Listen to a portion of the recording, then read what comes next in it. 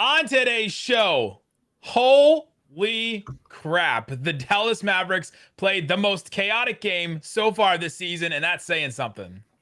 And the biggest takeaway of the game, the Mavericks are better with Luka Doncic. Turns out, we'll break that all down, talk about how the Mavericks got the overtime win against the Clippers on today's Locked On Mavs. Luka Doncic, and this is Locked On Mavericks podcast. Hey, Dallas Mavericks are NBA champions. Bang! Bang! It's good! And the Mavericks have won the game! If you don't believe, you shouldn't be here.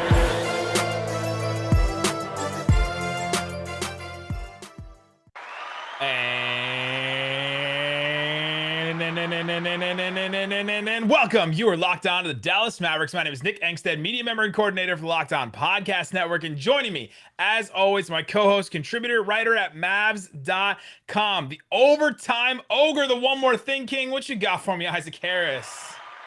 Woo, the Mavs just finished up the 5-game stretch that defined the season. We know everything we need to know about the Mavericks after that stretch. I mean, this is exactly what they needed. And I know you could probably say this like, hey, they need every win. But, you know, losing those 3 games without Luka, getting Luka back. We both were sitting here on this pod yesterday saying, probably won't see Luka tomorrow. You know, the knee, re-aggravating the knee at practice and stuff. And the dude fights through it. He said after the game he really, really wanted to play this game. His dad was in attendance at this game, you know, in LA.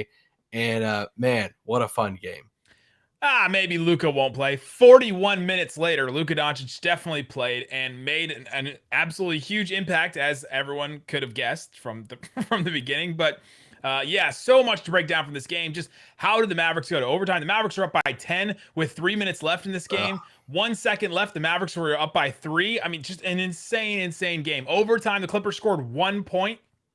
Porzingis was the leading scorer with 30 points. Like, there's so many different things. The refereeing in this game, there's so many things. We'll get into it. This episode is brought to you by Truebill. Truebill is the new app that saves you money by helping you identify and stop paying for the subscriptions you don't want or need, and can even negotiate better deals on those you want to keep. Also, thanks for making Locked On Mavs your first listen every single day. Remember, Locked On Mavs is free and available on all platforms, including YouTube, where you can watch us. Get excited about Luka Doncic coming back. Lakers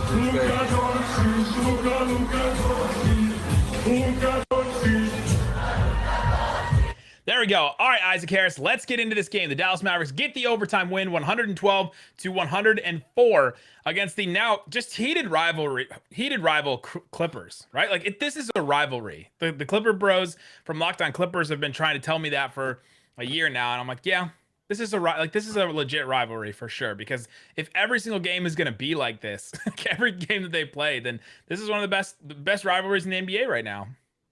Yeah, well, I mean, for this era of Mavs, like, you know, we went for so long with Dirk that, you know, you had San Antonio, you had Duncan, you know, down the highway basically, and we had years and years of that rivalry. But now it's kind of like this new age of the Mavs. You know, Luka's been here handful of years, and if you had to pick a rival for Luka and these new Mavs, it's the Clippers facing them 2 straight years in the playoffs and stuff, and feels like every matchup now is a good matchup. They played in the preseason, you know, now they played, you know, back-to-back games in LA, and both of them, this one especially a good game. Absolutely. So many things to get into about Luka. His first game back after missing 3 games. We talked about what we learned about the Mavericks yesterday on the show without Luka. Like, what are the Mavericks without Luka? And it turns out they need him. That was sort of the conclusion we came to. Spoiler alert. That's what we decided. 26 points, 9 boards, 9 assists for Luka. Got 3 early fouls. Got pretty quickly two fouls in the first quarter. And foul trouble was a little bit of a story for Luka throughout this game. But credit to him and credit to Jason Kidd again. Jason Kidd has done this now with Porzingis and with Luka. These guys get in foul trouble early in a quarter, and he'll just leave them in there. In third quarter, Luka got his 4th foul in the first 40 seconds of the quarter. Dumb foul too. Really dumb foul. Like he called, it was one of those fouls where Luka fouls somebody, then he looks over at the ref and says me, like points at himself. And you're like, oh, that's a foul that he intended to make because he's like, it was me, it's my bad. And then you just think, no, Luka, you had 3 fouls. You can't get that 4th foul that way. But credit to Luka and Jason Kidd. They left him in the quarter. He played 9 more minutes after that, or 8 more minutes after that. Scored 15 points in the third quarter, and it woke the Mavericks up. Yeah, man. Yeah, so much about Luka even playing this game that we talked about at the beginning of the pod. But after the game, he credited the medical staff, training staff, and everything for getting him ready to play this game and to play those 41 minutes. I think Kidd, he joked about it after the game. He's like, he's a young kid, but still, it's like he obviously hasn't played because of the ankle and then the knee thing. But for him to go out there. And like you said, that foul trouble it's that fourth foul was the one that I'm like, I think that was the turning point of the game of Kidd making that decision. Do I leave Luka in or not? Because him leaving Luka in and then Luka goes on this run. I mean, I know at one point he had 15 points in the third. He might end up with more than that. No, he had 15. Okay. So I think on the flip side of that, Ty Lue is an incredible coach, but why on God's green earth did they not just attack Luka all the time? Like as soon as Luka got his fourth, I'd just be saying, "Hey, go at Luka, get the switch. Like let's do this." This Clippers team isn't built for that. They don't have these guys that just drive at guys over and over again. Built like that. They're not. They're built different, and in the way that they're built different, they're a jump shooting team. They take jumpers. Reggie Jackson, jumpers. Eric Bledsoe. Jumpers now, I guess. Paul George, he's a jump shooter. He's not a guy driving to the rim, creating contact. Like he can though. He can do that, but that's not what this team does. This team, I listen to the Locked On Clippers, and they're always lamenting about how this team can't get to the free throw line and can't create free throw attempts. And so that's just what this team is. And so it may have been smart to leave Luka in because this team doesn't create contact like that and doesn't have anybody that really gets to the line in that way. So it's pretty interesting. Maybe it was a calculated move, but yeah, Luka gets that fourth foul. The Clippers are up 50-44. Then just 3 minutes later, the Mavericks take the lead after Luka hits a couple of threes, and then the Mavericks go on a little bit of a run after that. They end the quarter up. They end the quarter up 4. So they were down 4 at that, and then they were up 4 at the end of the third quarter. That was absolutely huge. Luka's 15 points, and he hit 3 threes in that stretch too, which was insane because at halftime, I was looking up what's the least amount of threes a team has ever hit, or when was the last time a team didn't hit a single three in a game, because the Mavericks started this game absolutely awful from 3. I think they were 0 for 13, and Luka finally hit one in the first half, and they were 1 for 14 at the half. Just absolutely awful from 3. Nobody could hit anything, and finally Luka hits those 3 threes. They get everybody awake and excited. The other thing we should mention, my big takeaway from this game, the Clippers tricked the Mavericks into doing ball movement. Right? That's not the correct verb for that, but I'm going to use it. Doing ball movement. Wait, you talking about Paul George like fouling Dorian, that type, or there was definite ball movement on that that Paul George foul on Dorian for sure. There was ball movement. But the Clippers in the second half really, really committed to trapping Luka, doubling Luka, picking him up at half court, getting the ball out of his hands. And so what did the Mavericks do? They put a big in the middle. Now, some of the time, the big was Willie Cauley-Stein, and we'll talk about that later in the show. But when Willie Cauley-Stein has the ball in his hands, quite literally anything can happen. Anything can happen. Like the odds just go in a ridiculous direction. In Star Wars, when C-3PO tells him what the odds are of them surviving, and Han Solo looks back and says, "Never tell me the odds." That's how I feel with Willie Cauley-Stein. Never tell me what's going to happen or what the probability of this is going to happen. I just want to sit and watch it and see, and then I'll react to it. But man, when KP was in the middle, when Maxi especially was in the middle, and Willie did some good things. We'll talk about that later. But those guys all were breaking that trap in the middle of the court. Dorian as well. And they were kicking out to shooters, and the Mavericks had to swing the ball around. They had to move the ball around, and that actually got them out of that rut. And then they finally hit some threes. They finished the game 12 of 39 from 3. And so they finished the game pretty well from 3. Yeah, I'm going to save my Willie thoughts for later on the pod. I just want to add this about Luka in the third. We got a little glimpse of Luka magic. And I know for some people it's like, okay, well, we get to see Luka play all the time.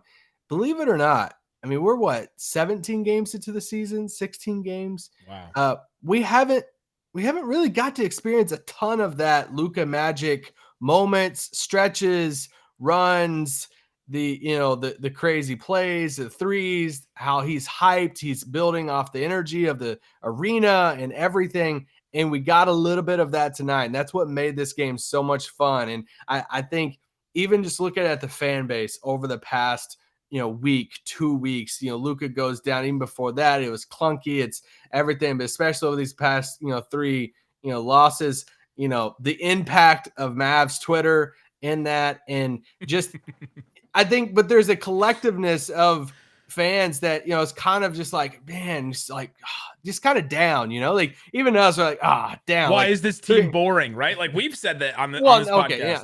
But it's like 3 games in a row that we lost. And to get that like jolt of energy, to see Luka Magic in, I can't imagine if we didn't have Luka. Like imagine being like the Kings for so long and you just don't have anybody. And I don't have to imagine. Do you remember when we started this podcast where this Mavericks team was? Yeah. But it was just fun. That. Like I miss seeing, Luka having those runs, and I want to experience that. I feel like I'm a junkie now. I'm like, I need more of the Luka Magic. Give me more. Always. All right, coming up, let's get into this game. Let's break down how the Mavericks won this game, or took this game, let this game slip away, took the game back, and then won it in overtime. We'll break that all down for you coming up. But do you know why free trials renew without your consent? It's a business scam out to get you. Don't let greedy corporations pocket your money. Download Truebill to take control of your subscriptions. Truebill is something that you absolutely need. If you every once in a while check your bank statement and say, what the hell is that? What is that thing? I don't remember signing up for that. It's something that you probably signed up for a trial, and then all of a sudden you're like, okay, I don't need this anymore. You forget about it. And then all of a sudden, a couple months later, you have 3 or 4 charges on it. Truebill helps you save on that. On average, it helps people save $720 because $720 a year because companies make subscriptions really hard to cancel. So they'll do it for you. Don't fall for subscription scams. Start canceling today at truebill.com/LockedOnNBA. Go right now, truebill.com/LockedOnNBA. It could save you thousands a year. Truebill.com/LockedOnNBA. Also want to tell you about Built Bar. It's a protein bar that tastes like a candy bar. They're absolutely delicious. This is the remains of the one I ate today. Coconut brownie chunk. The greatest Built Bar. They're absolutely great. I actually do love them. I eat them myself. Isaac and I spend our own money on these bars. And right now, 20% off site-wide. You can go check out Built. They're coming out with new flavors. They just sent us new flavors. Did you get yours in the mail? I got the ruby chocolate, the key lime pie puff.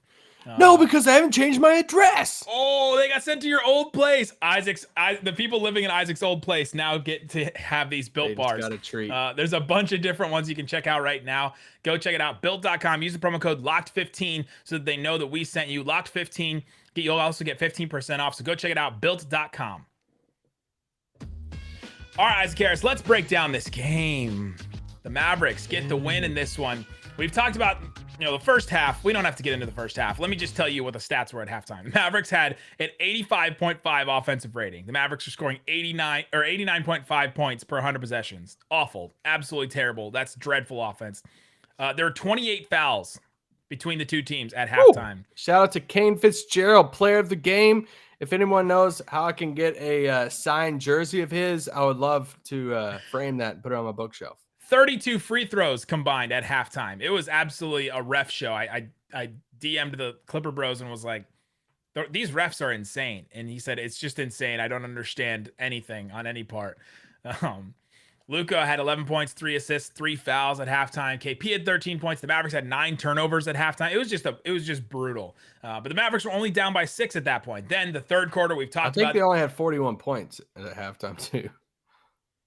The Mavericks. Yeah, it was 48 to 42. So the Mavericks were only down by 6. So you're like, okay, well the Mavericks aren't playing terrible, or the Mavericks are playing terrible, but the Clippers are also playing terrible, and so the Mavericks may be able to take advantage here. Luka, then we talked about the third quarter. Luka picks up his 4th foul. Let's get into that 4th quarter though, because that's where the game really it's heating up. That's where it really gets into it. The Clippers started trapping. They started doubling. The Mavericks were breaking the trap with the big men in the middle. Willie Cauley-Stein was doing his thing. KP was doing his thing.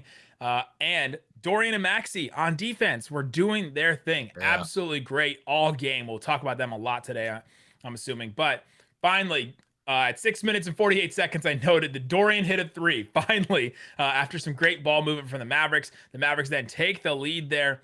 Absolutely huge. Down the stretch, we had a Dorian 3, a Porzingis 3, a Tim Hardaway 3, another Dorian 3, a Maxi dunk out of bounds. Then it's 3 minutes left. The Mavericks are up 102-92. 10-point lead for the Mavericks with 3 minutes left, and you say, okay, well, there's no chance that they ruined this, right? There's no shot at this. Then Maxi gets a block on Terrence Mann in transition. 2 minutes. Luka and Maxi both together block Terrence Mann at the rim. So you're like, okay, 2 minutes. The Mavericks are still up by 10. But the Mavericks are just taking bad shot after bad shot after bad shot. They're not scoring, but they're also stopping the Clippers. So you're feeling good about it. Then with a minute 30, Michael Reggie Jordan scores a 3. Clippers' first points since 5 minutes and 12 seconds. Jason Kidd talks a lot about defensive runs. Something he wants the Mavericks to focus on. And the Mavericks, from 5 minutes and 12 seconds to 1 minute and 30, held the Clippers scoreless. I thought that was a huge stretch in this game. Without that defense, the Mavericks don't win this game or don't even go to overtime. Dude, their effort defensively was a whole different level. Like, they wanted this game so bad. Like, more, it felt like a little bit more than some of these other games. And what a difference having Maxi Kleber in the lineup. Like, I mean, he played 35 minutes, almost 36 minutes off the bench tonight. But what a difference it is having him at the end of the game. Like, that's the Willie, Dwight, the whole like thing about our center rotation. But that's your closing lineup right there. Unless you want to go small, like play around, whatever. But like, Maxi was huge in this game.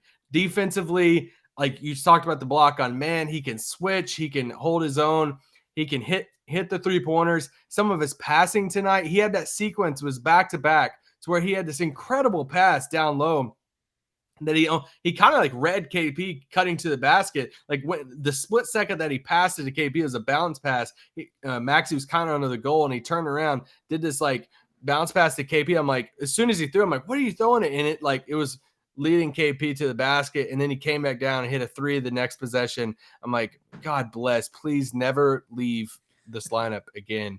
Love Maxi. He's great. We've said this a million times. These role players on this Mavericks team, they're not bad role players. They've just as role players. They've just they've had to have played like above their weight class over the past few years. And I love Maxi, love Dorian, love these guys.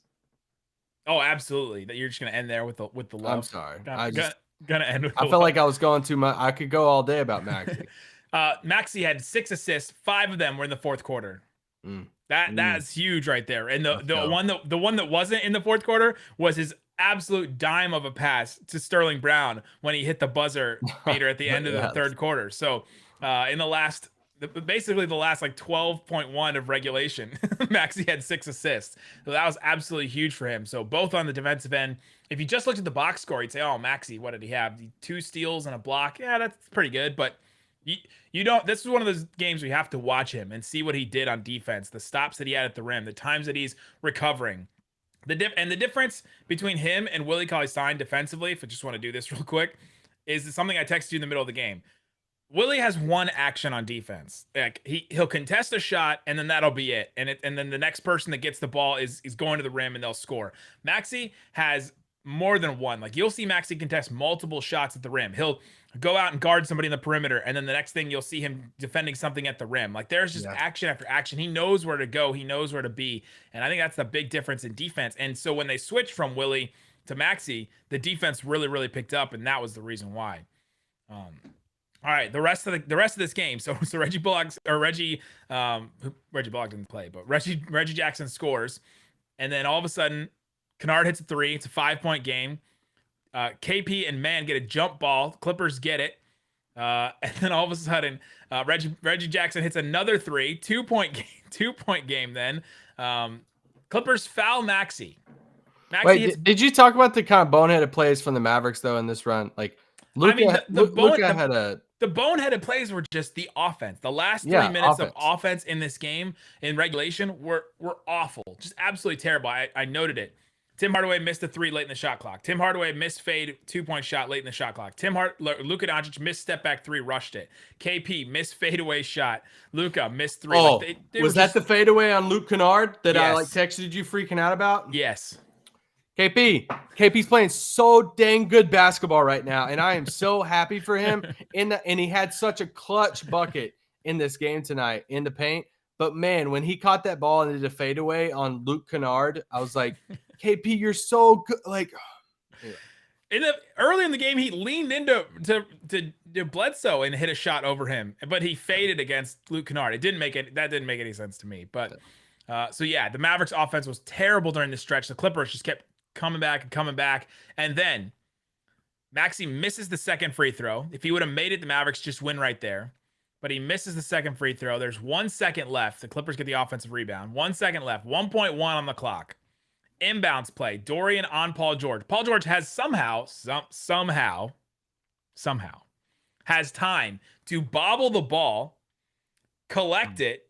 He bobbled it earlier too. Step back and hit a 3 over Dorian. And somehow the ball just literally right as the light goes off, the ball is off of his hands. He hits the 3, tie game, go to overtime.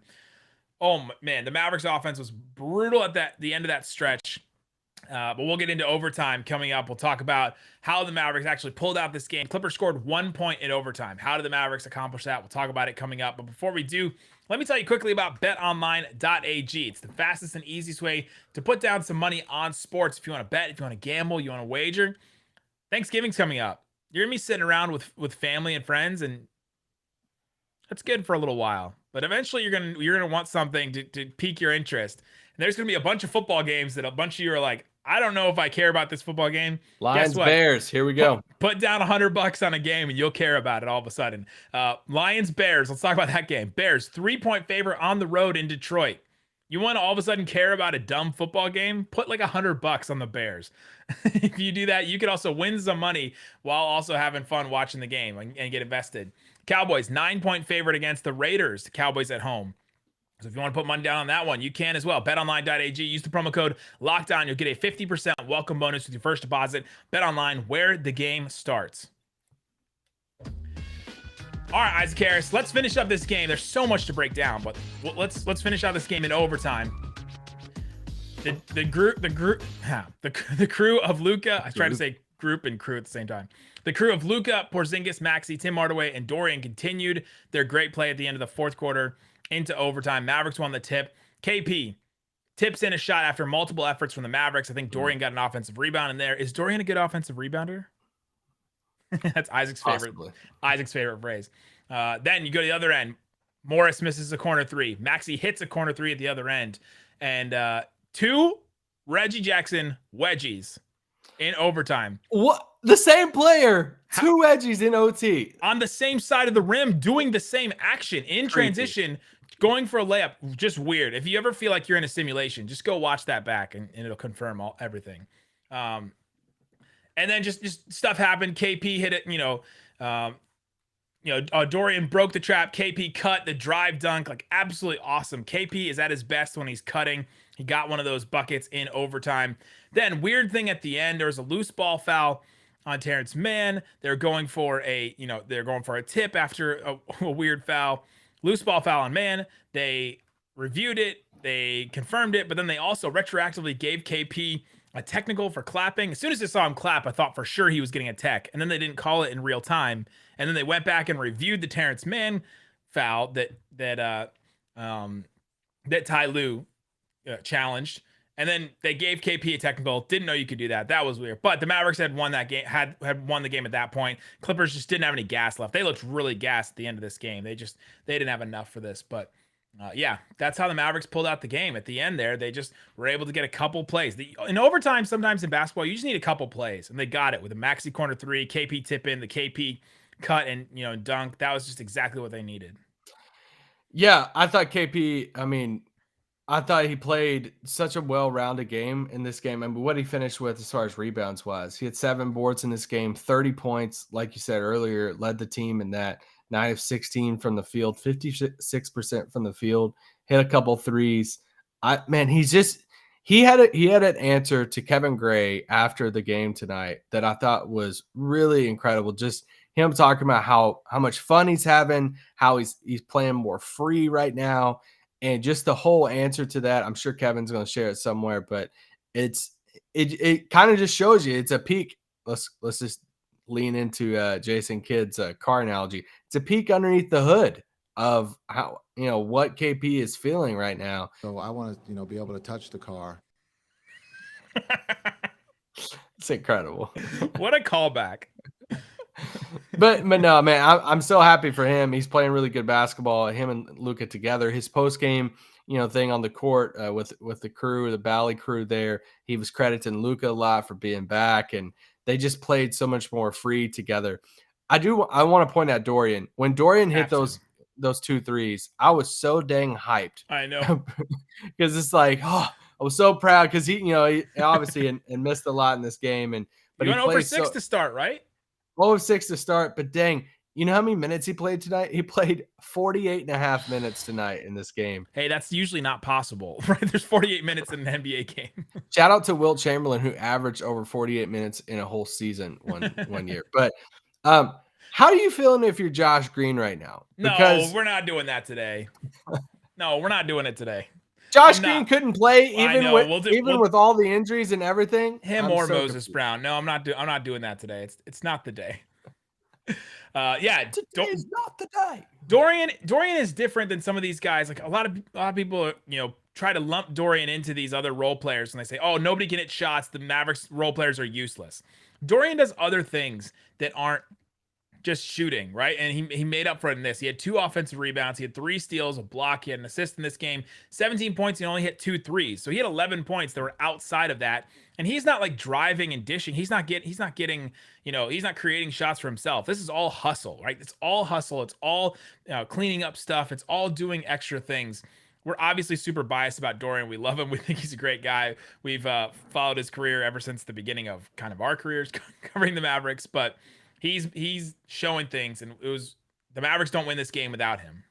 Yeah, I thought he was putting the ball on the floor. It's one of the biggest things we've talked about his growth as a player. But yeah, I liked his defense tonight. He tries hard all the time. I think while we're talking about Dorian, Bobby Karalla tweeted out that the Clippers scored 1 point in overtime. It's the second time in franchise history that the Mavs have held their opponent to 1 point or fewer in extra time. Guess when the last time the Mavericks held their opponent to 1 point in overtime? Oh gosh, I don't have no clue. Do you remember one of Dorian Finney-Smith's I vividly remember this. Dorian Finney-Smith's one of his first games.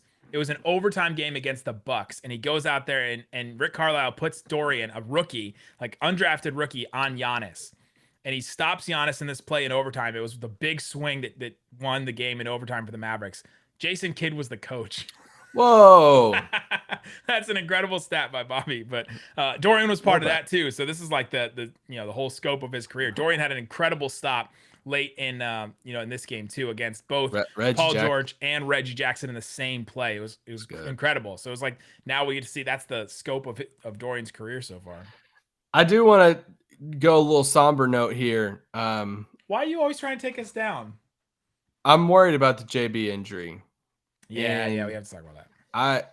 When it happened, I was worried because I didn't see a turn, and foot stuff gets weird. And, at first it's like, man, I hope this is an ankle, but you're sitting there watching the Kobe's there, and, the Kobe's, the ankle never turned, and it was, it's a foot injury. He was questionable, then he was out. They, classify as a foot injury. That's why if you're watching on YouTube, my head's been down. I've been texting somebody about the Brunson injury, just trying to get an update on it. But I think they're just going to see what it's like over the next few days. And because Kidd wasn't asked about it after the game tonight, and he would have just give the same answer. I'm not a doctor, but that's what that's every time somebody asks him about an injury, that's what he says. So listen, I'm not a doctor. Jalen Brunson's a basketball player, and we'll see how we'll see how he feels. But no, I am worried about it when it gets into foot injuries and stuff. I'm hoping for the best, but I'm kind of scared. Yeah, in the second quarter, Jalen Brunson drives. They called a travel on him, and he heard us. He came down on his foot, and then he limps out of the game, limps into the locker room, and then afterwards, the Mavericks also report, which I found pretty interesting, that the Jalen Brunson, the X-rays were negative, and so the Mavericks thought that it was that serious that they were going to take X-rays on it. That is what kind of has us worried here. So we'll see. The Mavericks have 3 days off right now, though, so that is a positive in that favor. They'll be able to check. They're going back to Dallas tonight. If you're listening, the whole league has 3 days off, right? Or no? Well, the Clippers play on Friday, so no. Oh, Clippers play at noon Pacific time on Friday, the day after Thanksgiving. Wow. Clippers Pistons. Get ready for that one, guys. Wow. Yeah, but Jalen Brunson, as we're talking about him, brought up a point. Brunson only played 11 minutes because of the injury, scored 4 points. Tim Hardaway Jr., 2 of 10 from 3. When's the last time the Mavericks won a game where Brunson only scored 4 points and Tim only was 2 of 10 from 3? That barely ever happens. This was a big win for the Mavericks, and if you just look at that. Well, yeah, and 30% from 3 as a team in this game. Trey Burke only played 10 minutes. This is why these guys. I mean, Dorian 48, Porzingis 40, Tim and Luka both at 41. I mean, it was just a pretty heavy minute. Then Maxi at 35. Outside of that, then it's like 11 and 10 minutes. For some guys on the team there. So, what the shift from Willie started in this game over to Dwight. Willie struggled a lot early on, that to the point to where I feel like I clicked on. I've tried to avoid team of play here. Tried to avoid Mavs Twitter, some during games. I've tried to get better at this year, but I clicked on the app during that first quarter stretch, and it was just all about Willie. He had some tough sequences there, and but I was actually we were texting about it. I had my hand raised, ready to ask Jason Kidd. I literally texted you during the game, and I was like, I'm asking Kidd tonight about Willie. I need to know what he's seeing, what he likes about it. And then Tim Cato beat me to the answer, or to the question, basically, of hey, the starting lineup change. And Kidd pointed out it wasn't anything that Dwight has done. That was this was a real interesting quote to me. Kidd said, "We talked about it in practice the day before. Thought it was a good time to make a change." He said, "Dwight didn't do anything wrong, but Willie Cauley-Stein being a playmaker there at the end of the game, I thought he was great and did a good job starting for us." Yeah, so he does make better passes and decisions on that short roll, and I think Dwight. I think so. Yeah, I think Dwight's been doing well at that this season. Ooh, put it on the board. He's not better than Porzingis or Maxi, though. I would say, if I was going to order those, dude, KP has gotten so much better. So good. Dude, he has. Yeah, I can't praise him enough with those short roll passes stuff. But he had a drive and kick in this game that was just beautiful. Porzingis did. Well, I almost wish there was just a Willie cam. I think I would subscribe to it. Like the TNT mosaic thing where they're like, here's the one backboard cam, the other backboard cam, the LeBron cam, and then the Willie Cauley-Stein cam. Give me a $2.99 option. $2.99, like Twitter Blue. $2.99. It's an option of just a Willie cam on the bench playing wherever it is, when the game stops. The Trill 3-pack. The Trill 3-pack. But you know what makes it so entertaining and funny? Because at this point, I'm just laughing at some of the plays, and I'm just like, I texted Nick, I'm like, dude, I'm just dying over here. At the jump hook, they hit kind of the top of the backboard. He had a drive against Paul George at one point. And then, out of nowhere, never fails, here comes a dribble move, up and under, lefty scoop goes jelly in, and I'm like, here we go. This is the full Willie experience right here. Absolutely. So he did some good things in the fourth. And here's Jason Kidd's thinking, at least from what I can assess. Who kills the Mavericks every single time they play the Clippers? Even if it's Zubats. Kills the Mavericks every single time. Reggie Jackson as well. Reggie Michael Jordan Jackson. I'm just going to call him that every time he plays the Mavs. Zubats kills the Mavericks every single time. It's like 18 and 20, 18 and 15, like every single time. And Dwight gets killed by those bigger bigs. He just gets absolutely destroyed down low. They needed somebody a little bit longer, a little bit bigger. You're not going to throw Boban out there. I can hear everyone right now in their car saying, what about Moses Brown? Jason Kidd apparently doesn't think Moses Brown is ready for any playing time that matters at all. So neither does Brad. Neither does Brad. But so he puts in Willie. He's going to try something different. He's basically picking the lesser of two bad options in Kidd's mind, because those are his options. He's like, all right, who am I going to put out there? Dwight, who gets destroyed by Zubats every time, or Willie, who may have a shot, but may also, space out every once in a while. So he picks Willie Cauley-Stein, plays him the 17 minutes that Dwight usually plays. Dwight only played 9 minutes off the bench for the Mavericks in this game, and they go with Maxi and Porzingis hard as the big men duo, which they should have, and it worked for them. But that's his thinking in that. Is that he probably agrees with you that Willie does better in those short rolls. I thought they were going to have to do that a lot more, breaking the trap and having somebody at the free throw line and Willie making decisions. He thought maybe that, and then possibly better defense. Willie redeemed himself a little bit there, but the first half was just oof. Yeah, he's lankier, gets his arms up, jumps. Can I tell you something I think is overrated? And obviously I'm probably wrong in this because I'm not an NBA coach or anything. There's something team specific Twitters. There's something that I feel like a lot of teams and a lot of coaches do that I just don't think it's worth doing. Challenging in the third quarter. No, not that. Is putting the big man on the guy who's inbounding the ball. I just think it's so overrated. I don't think it makes that big of a difference. They can't hug the guy. They have a length, and it's just. For me, and this is why I'm not a coach, obviously, here, but for me, I would rather have another guy on the floor who is defending, another wing, another guy that is more a free safety type of either let's double team. Let me put the guy who's inbounding the ball with 1 second left, the guy who's guarding Paul or whoever it is that's inbounding the ball at that point, just have them both following Paul George everywhere they go. Or like, at least be the free safety route, like trying to go to the nearest guy. And so that's just the route I would go. Just dumb me over here. I just see teams do this all the time of putting Taco in or Boban or whoever it is just to guard the ball. And I'm like, I feel like we're just kind of wasting a defender. But it worked earlier in the season against the Spurs, though. So, I mean, it does work at some points. But, yeah, putting Boban blocked in there, it or – I mean, it made it harder, and the pass was off, and so then it wasn't a clean shot for the Spurs, if I remember correctly. But okay, yeah. I mean, yeah, I think I would rather have another defender on Paul George too, so that when he bobbles the ball, there's somebody else there to swipe the ball away and be able to take it from him.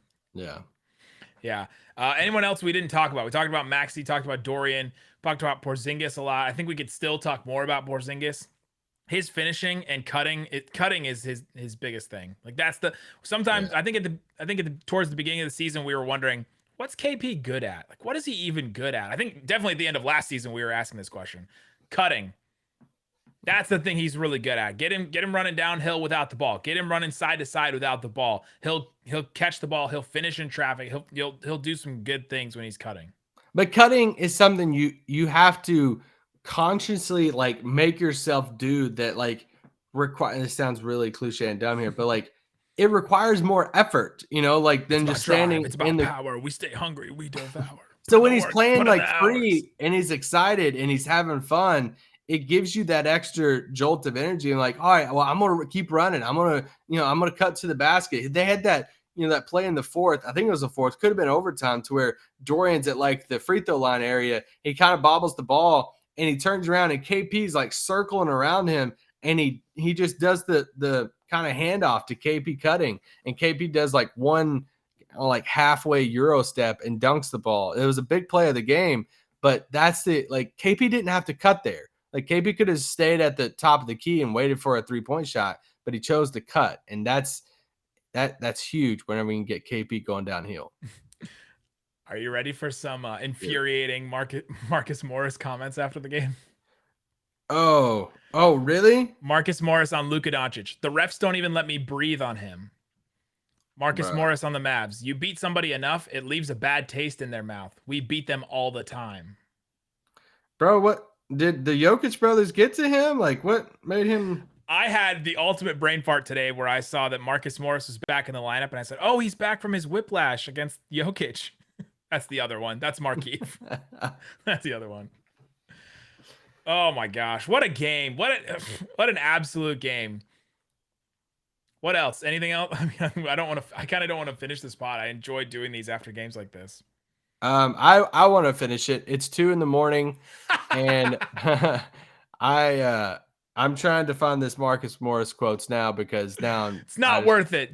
Guys, there you go. Thanks for listening to Locked On Mavs. Thanks for making Locked On Mavs your first listen every single day. Make Locked On Fantasy Basketball with the great Josh Lloyd your second listen. I can't wait to hear what he says about the Mavericks in this one. Go make it your second listen. Thanks so much for listening to Locked On Mavs. Guys, programming note. Tomorrow. Say it. Say the thing. Say the thing. One more thing. Programming note for a lot of you guys here in America. Tomorrow is Thanksgiving, and we're going to take Thursday off from the pod. So there'll be no pod that comes out on Thursday as you're watching the Lions and Bears and that great quarterback matchup in that game. But we'll be back with a good pod for Friday. So when you go out shopping for Black Friday, we have a Black Friday trade shopping pod that's coming up of what's some bargain deals around the league that the Mavericks could go out sniffing, looking for a good trade deal. Absolutely. There you go. Thanks so much for listening to Locked On Mavs. Peace out. Boom.